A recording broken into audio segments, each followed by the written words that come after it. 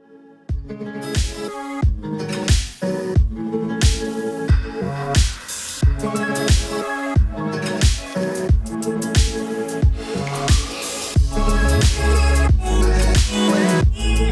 everyone, and welcome to another Sketchbook challenge video. Today I'm going to talk about perspective, and we're going to focus on one-point perspective. And what we're going to do is draw a road.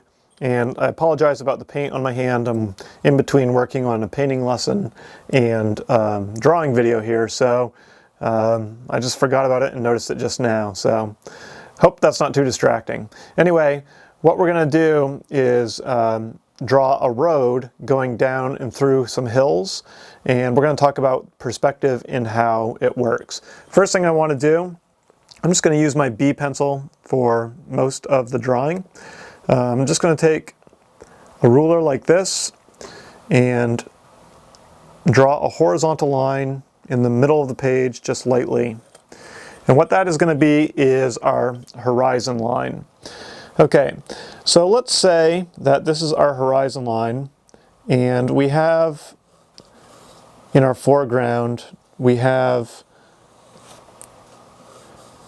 a little piece of land here.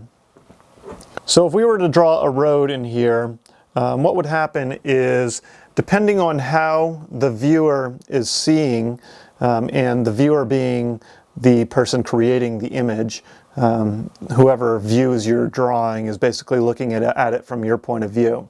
So if you were laying on the ground right here, this road would be extremely wide like this. And as we get really low, we see out of the corner of our eyes and on the sides everything kind of going beside us, so really low. If you were standing, it would still get wide, but not as wide. Okay, so we'll just lightly draw these in here. Let's say this is laying down, standing. Okay, and if you were up above, again it would get a little bit wider, but it would be more narrow. So depending on if you're laying down, how wide it is, standing, it's going to be pretty wide, and then it's going to get narrower the higher up you are. So if you were way up, bird's eye view, it would be, there obviously wouldn't be this piece of land here like this, but just for argument's sake here, it would be narrow and slowly get wider, really gradually. Okay, I'm just going to erase that. What we're going to do is go with kind of a standing perspective here. So we'll get rid of this line and this line. Okay. If I'm standing, what's going to happen is these lines eventually are going to meet at the horizon line.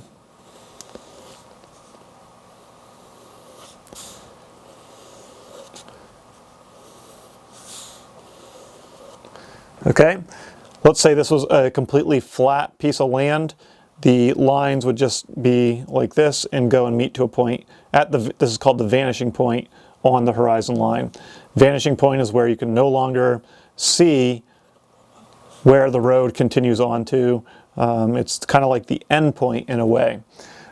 So let's talk about if we were to draw in some hills here. So we've got this little piece of land, and let's say the road is going this way, but then it goes down over a hill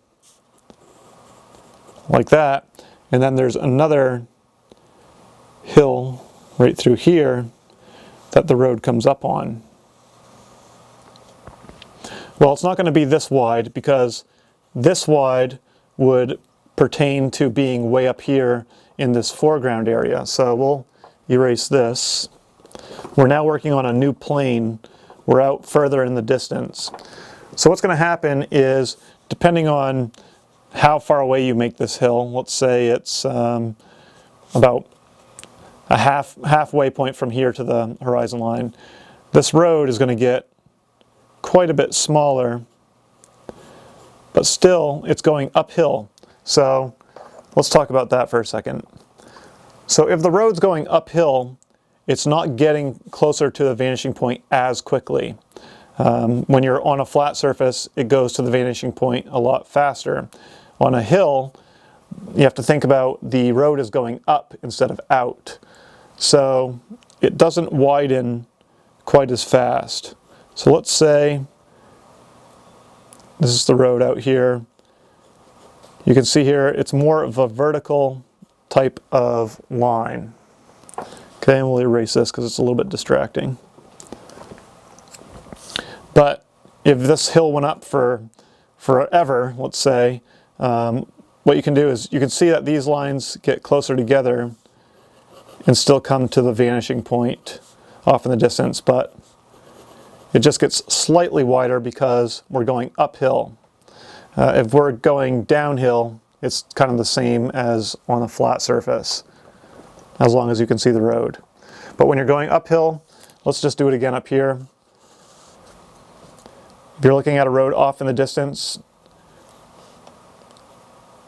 it gets a little bit wider, but slower because it's going up instead of out towards the vanishing point or the horizon line.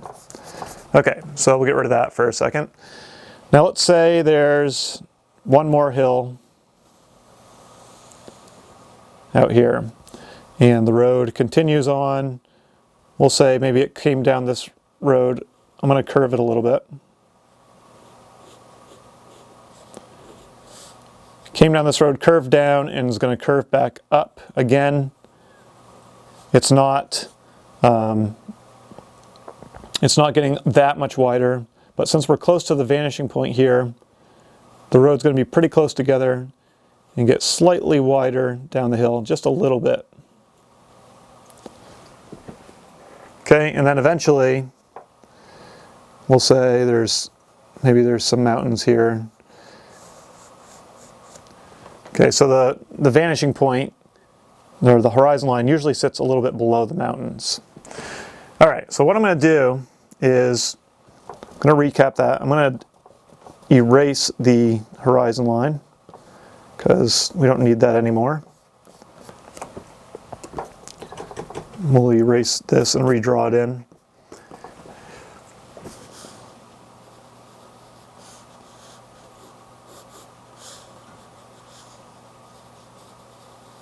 So this is going downhill and then back uphill. We'll put a little curve to it just for fun. Gets a little bit wider down the hill. Okay, and then this one's way off in the distance.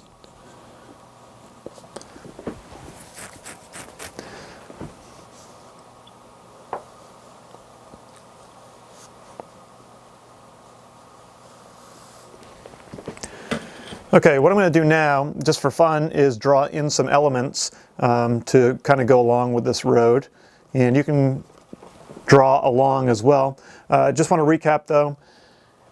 Our horizon line out in the distance, our road, depending on our perspective, whether we're standing, sitting, laying, flying, jumping, it's all going to be different. So for a standing perspective, let's say we're just standing here, you can see the road coming to the side of us, and then eventually it goes beside us, and it narrows down, and it narrows at a rate going towards the vanishing point. Then on a hill, the road gets a little bit narrower as it goes up the hill, but since it's going up and not out, it doesn't get as narrow as quickly.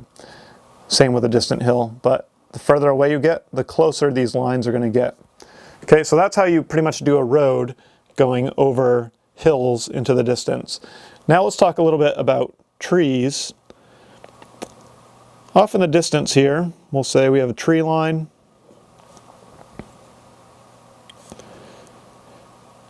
And this is going downhill, so we'll say there's a couple little openings by the road and there's a bunch of trees here. Okay, bring this up.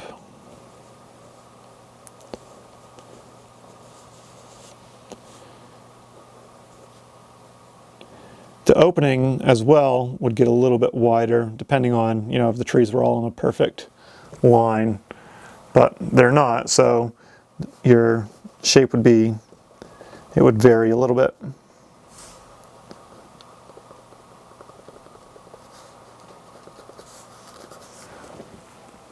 Okay, so as we're drawing in trees, you can see here I made the trees, about the height of the lead and a little bit more than that. As you move up, one good way to do these lines of trees is to try to double the height and then maybe a little bit more as you get closer and closer. It follows the same one-point perspective, and we'll talk about that here in a second. So let's say there's some more trees here. We can bring it up.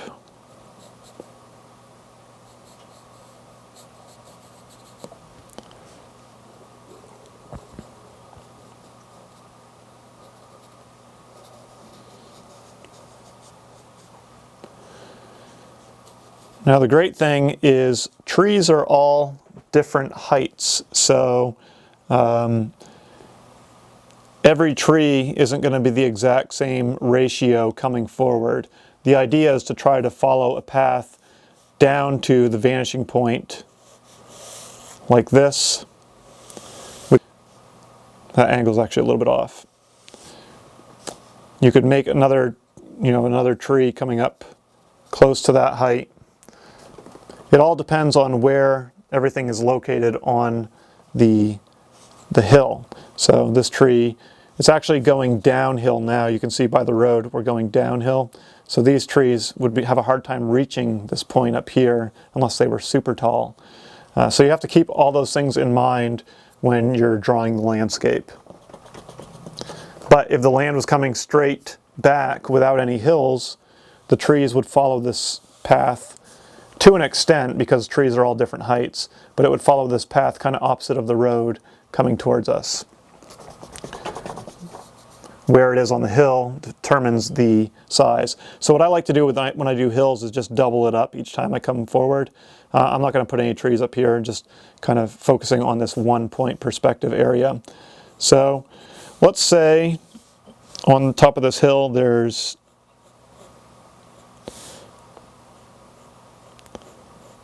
a little house.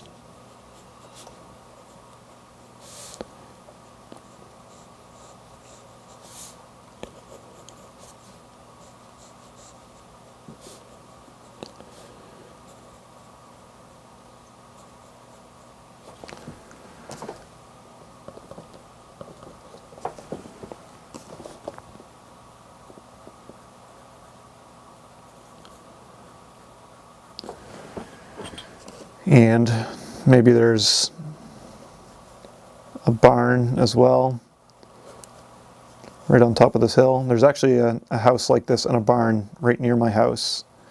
So that's kind of where I got the idea of this barn and house.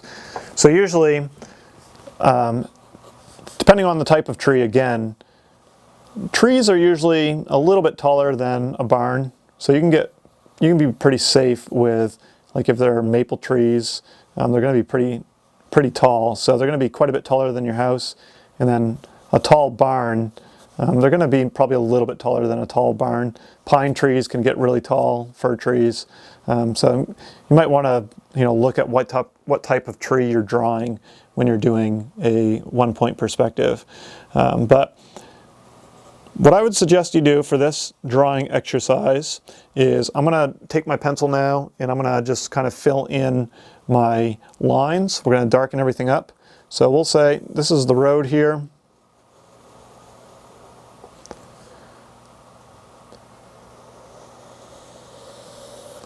Drawing a one-point perspective.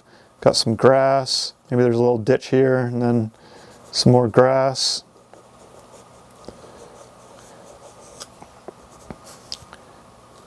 Okay, then the road, as it goes up the hill, gets a little bit more narrow and wider at the bottom, depending on how steep the hill is too.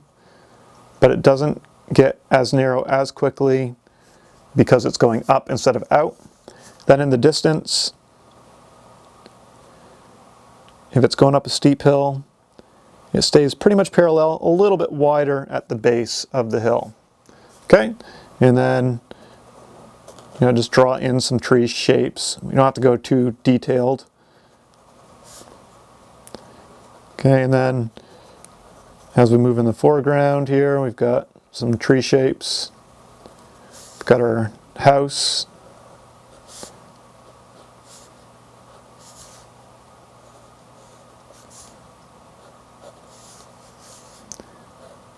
Our barn.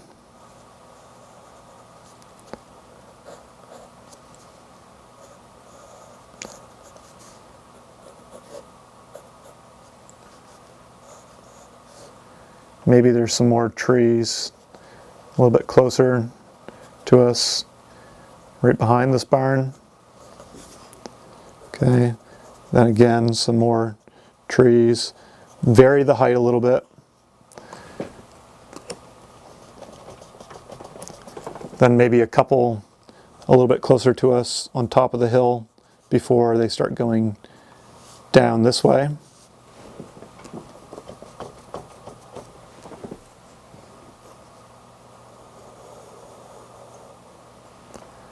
Okay, and then you can even draw, as the trees go down the hill here, you can draw some more kind of receding down the hill.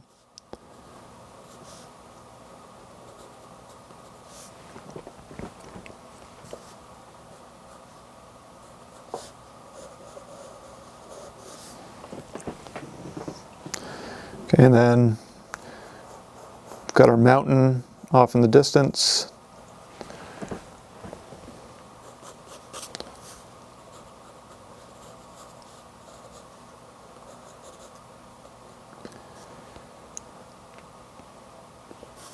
Okay, so just to recap, for 1 point perspective, you have your horizon line off in the distance and a vanishing point. Everything kind of goes to that one vanishing point. Your road, depending on if you're standing, laying, flying, sitting, is all going to be different. It's going to get wider the lower you are to the ground. You have to determine how many little hills are there until you get to the vanishing point, but usually, you want to cut the road in half widthwise if you're going down a substantial hill and then coming back up another one. You can always base the width of the road based on how big you make your house too. Usually a road's not going to be way wider than your house. So, just kind of judge, just from your experience, how wide is a road compared to a house. Okay, and then the further you go, the steeper the hill, the lines stay pretty close to parallel. They just get wider a little bit as you go down the hill. And eventually, you want to carry the idea of the road to the vanishing point where they would disappear and connect together. For your trees, they're pretty small off in the distance. Try doubling up the size as you get closer. Again, you can put landmarks in to determine how high you want your trees. And then if you wanted to put telephone poles in, you could. Different things like that. But that's how you can get a really nice looking road that goes up and down hills. So you can try that. Just try drawing your own scene with a road going up and down hills. It's good practice. You can even add in some different values or different details if you want. If you want to post your results, just post them in the comments section underneath the video on Facebook. If you're enjoying the Sketchbook Challenge videos, I hope you share with your friends and invite them to join the Sketchbook Challenge on Facebook. Thanks for watching, and I'll see you again soon.